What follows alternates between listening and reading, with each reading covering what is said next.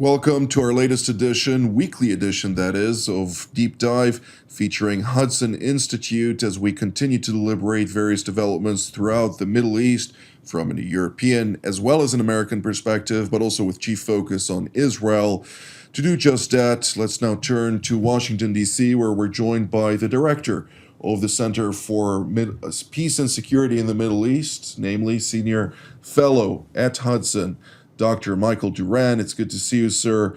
What should we focus on in today's edition? There have been a lot of events over the weekend, but what would you categorize as something that we should deliberate within the time allotted to us? Well, great to be here, Jonathan. Thank you so much.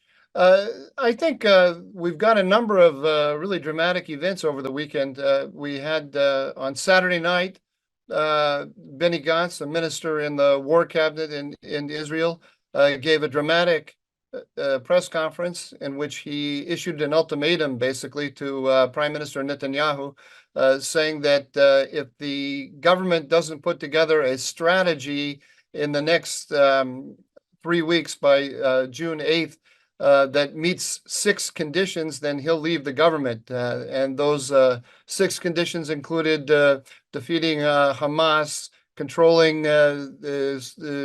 Gaza from a security point of view, establishing an international force to look to conduct the civil affairs in Gaza, repopulating the north, returning the people who have been displaced, the Israelis who have been displaced from the northern border to their homes by September 1st, and a host of other issues, including reforming the draft law so that the ultra-Orthodox will be drafted into the military. It looked to me like such a tall order in such a short period of time that he's just preparing his exit and just setting the stage for it. But then this morning we learned that the International Criminal Court is issuing or could be issuing a warrant for the arrest of Prime Minister Netanyahu. So I wonder how is that going to affect the calculations of Benny Gantz. Of course, we also have the dramatic events in Iran. President Raisi and Foreign Minister Abdullahian were killed in a helicopter crash. And I'm wondering how if any way, that might affect developments in Iran and relations between Iran and the outside world.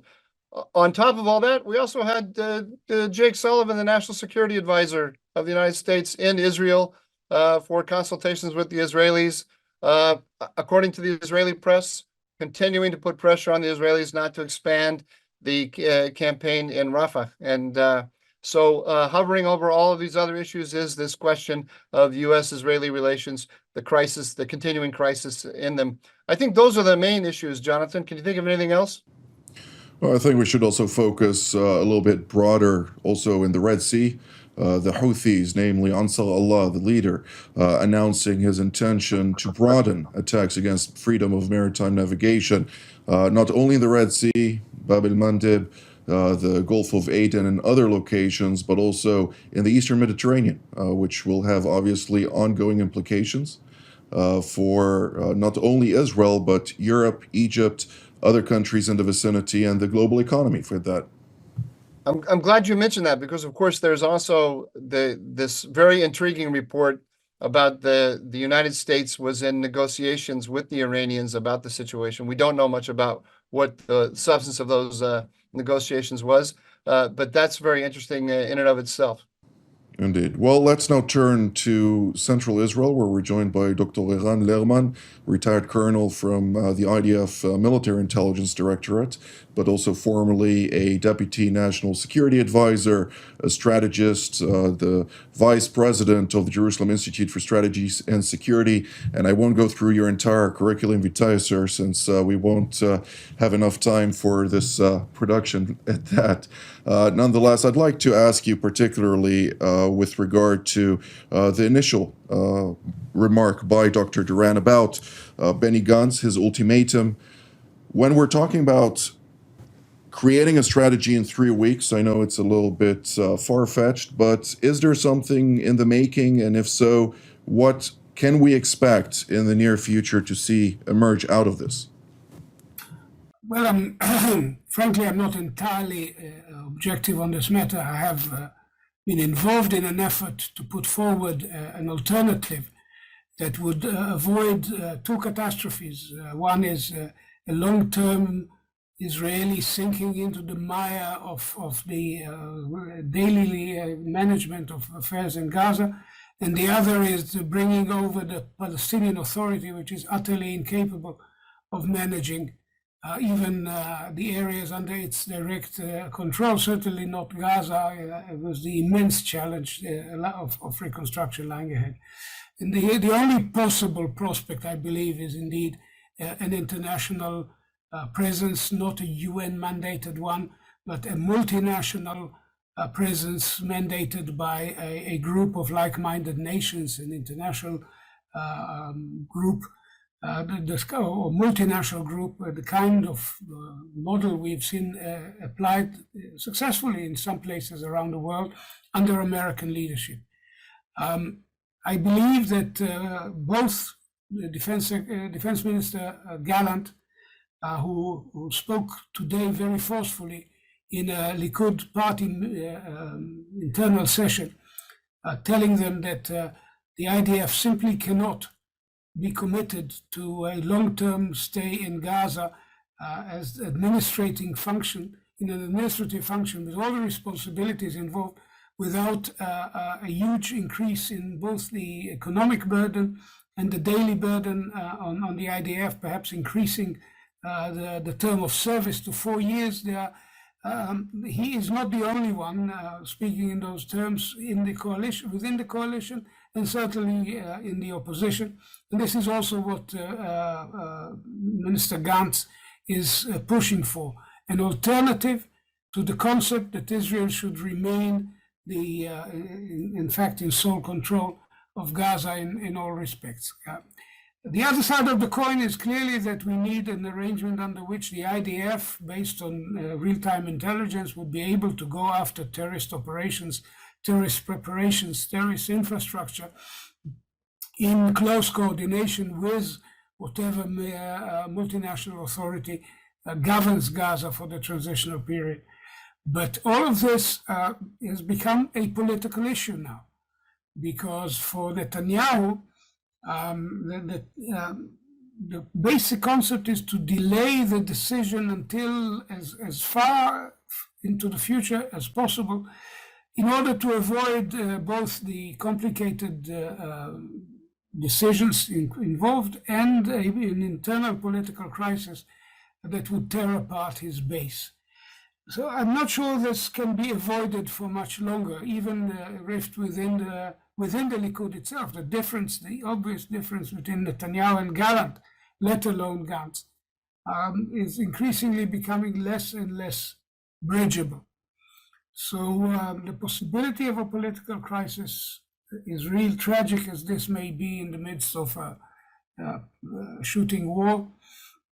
There is no difference, I believe, between Gantz, Gallant, Netanyahu, the majority of Israelis, that the Hamas presence in Gaza should be undone, should be extirpated. Any idea that is being pushed either from Washington or elsewhere that we should settle for a reality under which Hamas reconquers Gaza under the guise of some Palestinian reconciliation, or simply because we've left them to survive in Rafah and then left, any such idea would immediately make any future for the Palestinians and Israelis impossible. So I think there's broad agreement that we should pursue this war to its logical end, but the difference has to do with when and how we should start getting to work seriously on a viable alternative for the day after. I believe personally this should have been done 6 months ago, because all wars come to an end, and there needs to be a vision of what comes after. Dr. Duran, half a response from you? Thanks, Jonathan.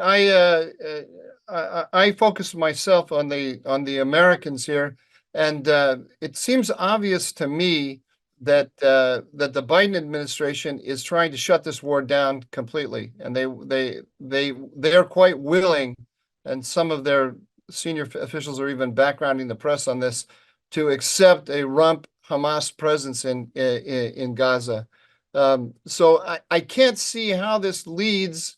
I understand what Iran is saying, and I agree with them that that is the most desirable outcome. But I can't see with an American policy that's really trying to keep Hamas or is willing to settle for Hamas remaining in place, that you're ever going to get any Arab, European, or international element that is going to want to take any responsibility in Gaza, because they'll be targeted by Hamas. So I don't know how you square the circle. I wouldn't want to be Prime Minister Netanyahu right now and try to figure out how to pull all this together. Indeed. I think it's important to note that, according to a press release this morning by the IDF spokesperson's unit, roughly 250,000 Palestinians from Rafah have already relocated to designated humanitarian zones, with only between 300 to 400,000 remaining at this moment in time in areas where there is no fighting. So it seems like the IDF's plan to relocate those Palestinian non-combatants, as they're defined, to places of refuge has been a lot more successful than has initially been raised as a catastrophe in the making and so on by European and American leaders. But I'd like now to turn to Munich, Germany, where we're joined by retired General Klaus Naumann, formerly the Chief of Defense of the Bundeswehr, namely the German Armed Forces, and Chairman of NATO's Military Committee. It's good to see you, General. I'd like to ask you particularly, it's genuinely a pleasure, as ever. I'd like to ask you about the announcement by the chief prosecutor of the International Criminal Court in The Hague with regard to specifically Prime Minister Benjamin Netanyahu and Israeli Defense Minister Yoav Gallant coming out and basically announcing his decision to produce arrest warrants pre-trial for those two Israeli leaders over allegations of various crimes, war crimes, crimes against humanity, as well as three separate arrest warrants, which he announced in the same breath for the three leaders of Hamas, namely the political leader, Ismail Haniyeh, the political leader or the leader in Gaza proper, Yahya Sinwar, and the commander or the leader of the Quds Force, the Aiz al-Din al-Qassam brigades, which operate, of course, as the military arm of Hamas. What signal does it send to Western militaries at a time when Israel is fighting a war for its defense following the atrocities committed by terrorist organizations on October 7th, other than the fact that Germany, the UK, the United States, and others have already come out stating that the ICC does not have jurisdiction in this case for, quote, according to the Rome Statute, Article 4, subsection 2, the court may exercise its functions and powers as provided in the statute on the territory of any party state and by special agreement on the territory of any other state, since Israel is not a signatory of the Rome Statute. What can you tell us about that? Well, first of all, I'm glad that the German government already announced that they doubt the jurisdiction of the ICC in this case. From my perspective, there's a big difference between Hamas and Israel. Israel is fighting a war after it was attacked in the most brutal way, in an absolutely illegal and irresponsible way. And to put the, if I may say so, the two responsible parties on equal footing is something which I do not understand. The right of self-defense, I think, has to remain with Israel. Whether you are happy with the way in which the IDF conducts the operation or not, that's a different issue.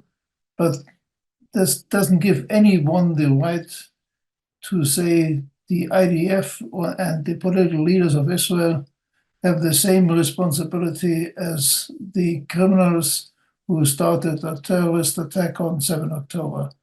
And I think we have to be clear on that issue, since otherwise many people will start to challenge the right of self-defense, which at this point in time plays such a crucial role in Ukraine, where day by day war crimes are committed by Russia, but nobody is speaking about it any longer. Indeed.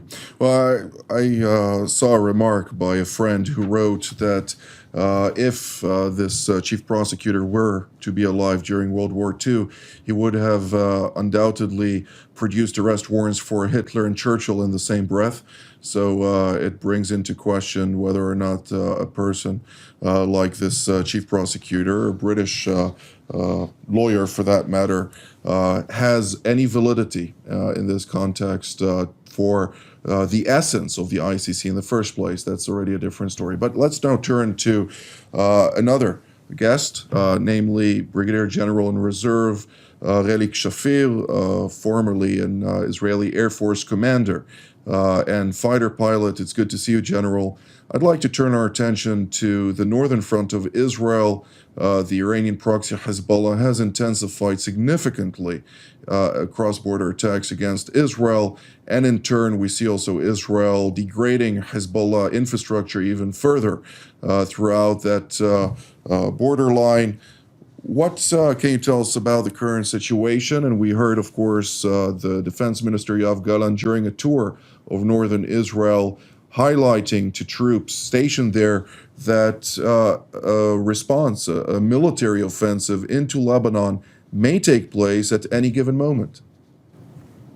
Let me start off with commending Michael Durant for his Gates of Gaza publication a couple of days ago, or about a week ago, in which he scrutinized Israeli strategy and present position using and quoting Moshe Dayan, the then chief of staff in 1956, over the grave of a lieutenant who was killed by the Gazans.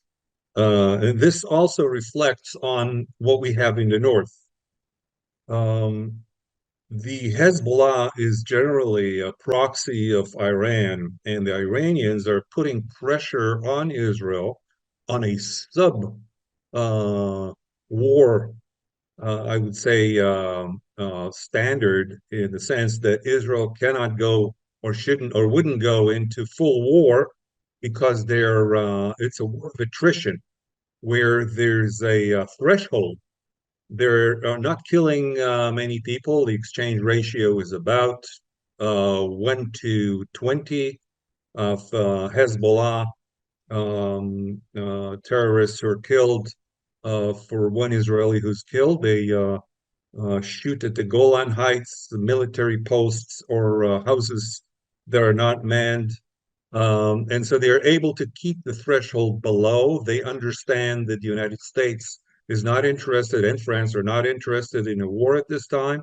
They've also promised that they will stop the fire once there's a ceasefire in Gaza. And so they're working on a plan where they are below threshold, war of attrition, tiring Israel and putting it in a position where about 100,000 inhabitants can't go back to their homes. This puts Israel in a dire situation where it spent its political cards and strategic cards in connection with the coalition that was created and could have been used at this time. And so it puts us in a position where we have a problem acting out. A full war with Lebanon would probably lead to destruction in Lebanon. 150,000 missiles flying towards Israel. It's not a catastrophic threat, but it's big enough so that Israel doesn't take on Hezbollah at this time, with a very weak backing from the West and certainly from the United States at this time, where the United States is trying to build a moderate Arab belt against the northern Russian Iranian belt, so to speak.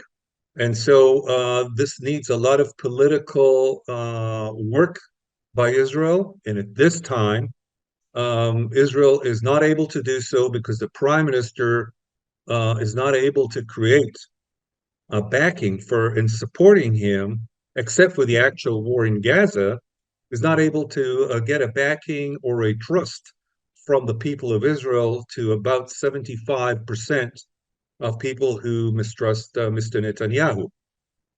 Further to this, I'll add that some acts that are taking place in Israel that are creating, that's below the screen, but a lot of trucks that were coming from Jordan through Israel to Gaza were pillaged by right-wing extremists, where the police didn't stop them, didn't take them into custody. This looks like there's no, it's backed by the Israeli government, and it is backed by at least two ministers in the government.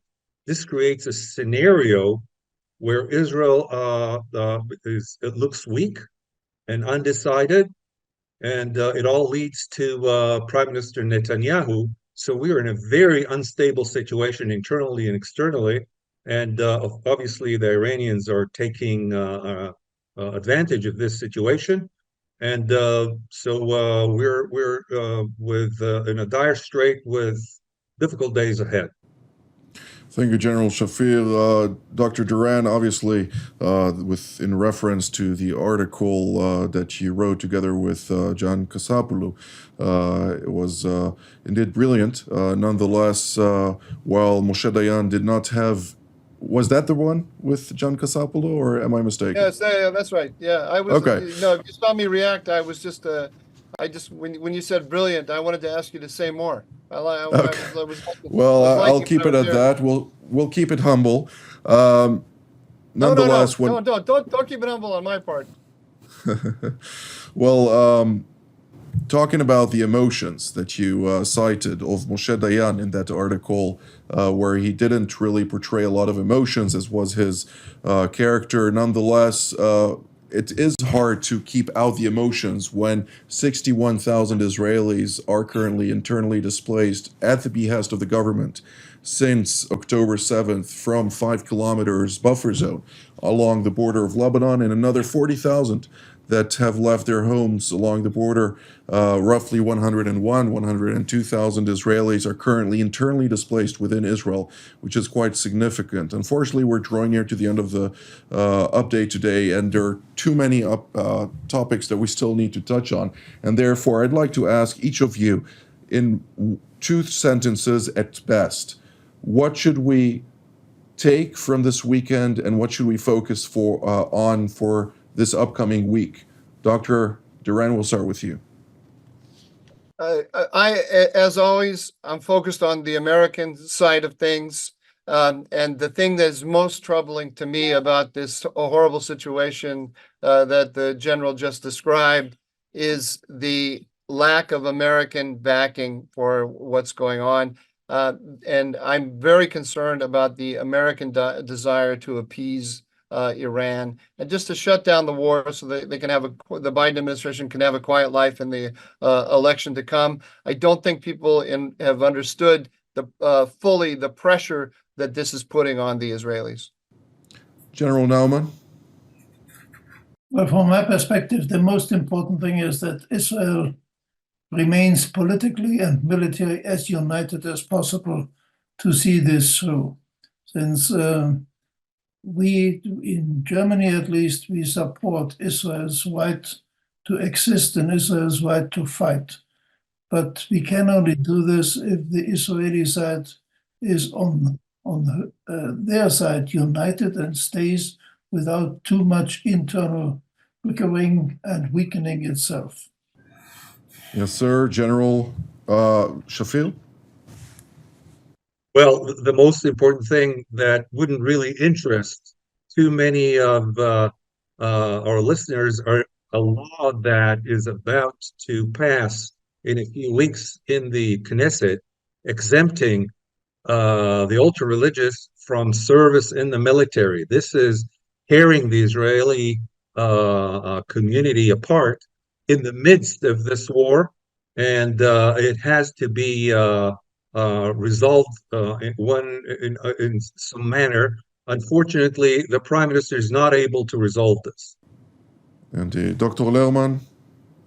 Well, since we from time to time need a ray of light in this darkness, I would think that one of the most significant things we saw this weekend was the response of many, many Iranians, not only in exile, even within Iran itself, to the passing of this butcher, President Raisi, a man responsible for extreme repression of elements of the liberal opposition in Iran in his day, and the sense that so many Iranians are sick and tired of what is being done in their name may just give us a ray of hope down the road, because nothing would change the Middle East for the better, more deeply and more enduringly than a change in Iran.